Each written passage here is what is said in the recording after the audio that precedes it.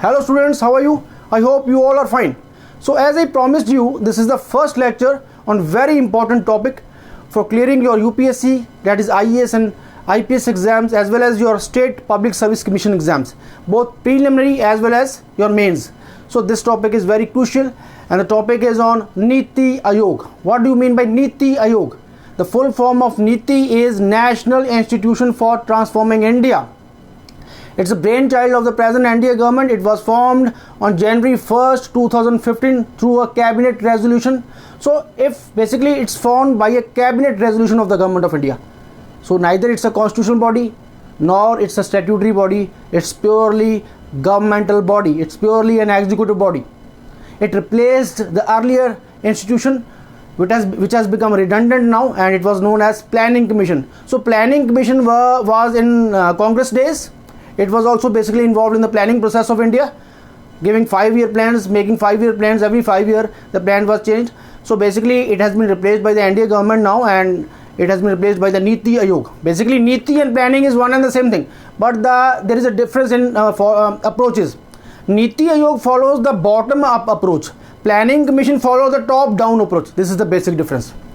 So what Niti Aayog comprises is it's various state chief ministers and even chief ministers of Delhi, lieutenant governors of all the UTs. So basically there is a governing council of Niti Aayog, main body, and in governing council there are chief ministers of various state governments and lieutenant governors of all the UTs, even Puducherry and Delhi.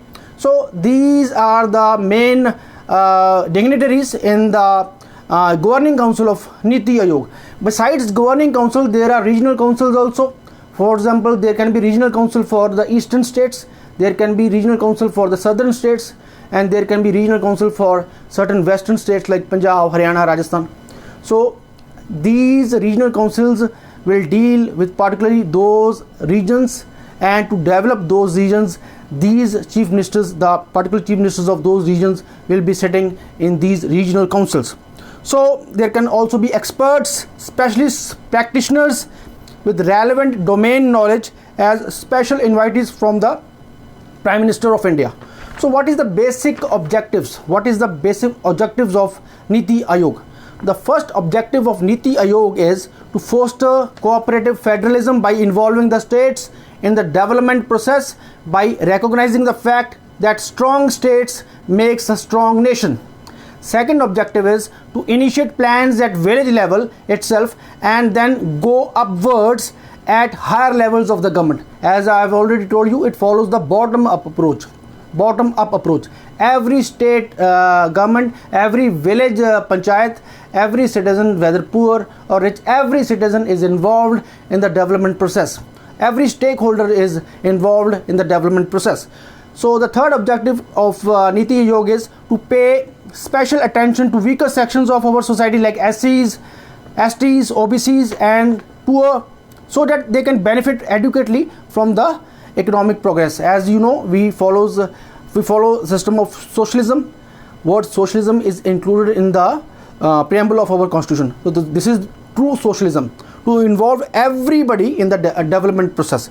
Then the fourth is to engage and involve all the stakeholders in the process of development, as I've already told you, like national and international minded think tanks. So there can be think tanks of India, there can be international think tanks. So even various research institutions and experts and other NGOs, they can also be partners in the developmental process. Then the fifth objective of Niti Aayog is to make government of India and various state governments transparent, visible and responsive. Then the next sixth objective of Niti Aayog is to involve the citizens themselves in the planning process. I have already told you, to be proactive in the anticipation and response to citizen needs. So Niti Aayog basically guides the government.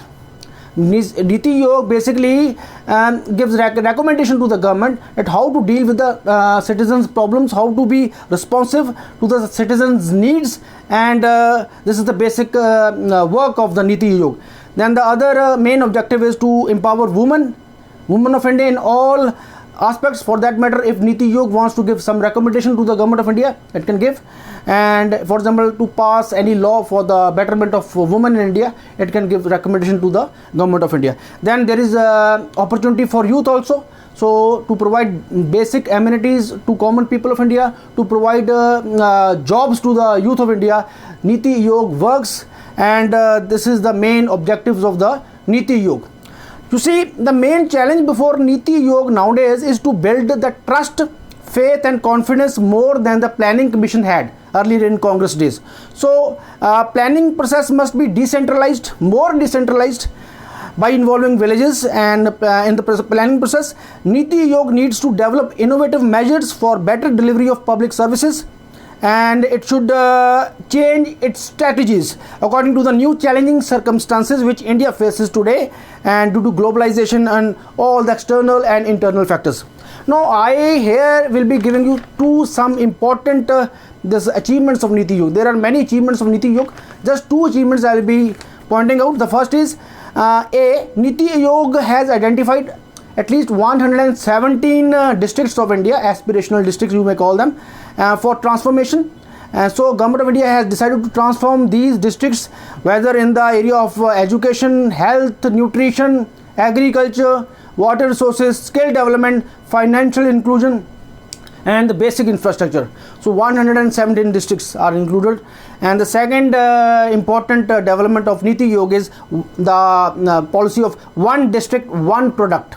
One district, one product policy. So it's a recent agenda of Niti Aayog Governing Council. It intends to boost export at the district level. So this was the main important points for your this topic of Niti Aayog. It's very important for your preliminary exams. So stay tuned. I will be delivering more lectures on some of the important constitutional legal bodies further. Thank you very much.